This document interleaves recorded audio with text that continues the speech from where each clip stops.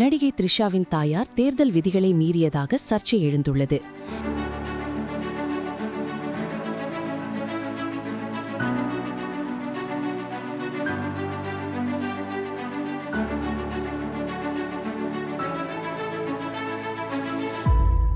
ECI விதிப்படி வாக்குச்சாவடிக்குள் cellphone கொண்டு செல்ல அனுமதியில்லை.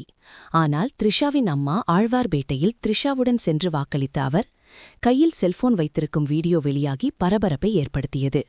த்ரிஷாவின் தாயாரை மட்டும் செல்போன் கொண்டு செல்ல அனுமதித்தேன் என நெட்டிசன்கள் கேள்வி எழுப்பி வருகின்றனர். அடுத்த 5 ஆண்டுகளை தமிழகத்தை யார் ஆள வேண்டும் என்பதற்கான மக்களின் ஓட்டை பணம் கொடுத்து வாங்குவது போல கொடைக்கானலில் வாக்குச்சாவடி மையப்பின் வாயிலில் நின்று திமுகவினர் ஓட்டுக்கு பண விநியோகம் செய்வதாக அதிமுகவினர் வாக்குவாதத்தில் ஈடுபட்டுள்ளனர். இதனால் அங்கு பதற்றமான சூழல் நிலவி வருகிறது. தியாகராய நகரில் வாக்கு செலுத்த வந்த ராஜேந்தர் முறையாக தேர்தல் ஏற்பாடுகள் செய்யவில்லை என்று வாக்குவாதத்தில் ஈடுபட்டார். வாக்குச்சாவடியில் மக்களுடன் மக்களாக வரிசையில் நின்றிருந்தார்.